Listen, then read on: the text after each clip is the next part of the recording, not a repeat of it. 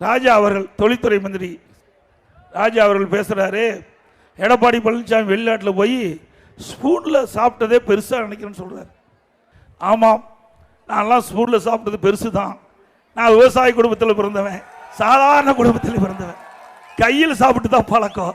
உங்களை போல அப்பா மத்திய மந்திரியாக இருந்தார், நீ செல்வ செழிப்பில் வந்தீங்க. நீங்கள் தங்க ஸ்பூனில் சாப்பிட்லாம், வெள்ளி பிளேட்டில் சாப்பிட்லாம். இங்கே இருக்கின்ற மக்களோடு மக்களாக வாழ்ந்துட்டு நாங்களும் ஸ்பூனில் சாப்பிட முடியாதப்பா, கையில் தான் சாப்பிட முடியும். ஏழை மக்களை சிந்திக்க வேண்டும். ஏழை மக்களை விமர்சனம் செய்தால் உங்களுக்கு அடுத்த ஆண்டு நடவுகின்ற தேர்தலிலே டெபாசிட் கூட கிடைக்குமா?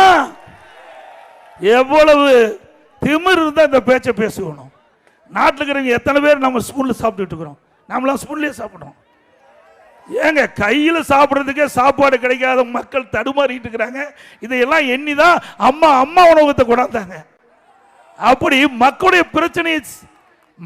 பிரச்சனையை தெரியாதவர்கள்லாம் அமைச்சராக இருந்தா இந்த நாடு உருப்படியாகுமா?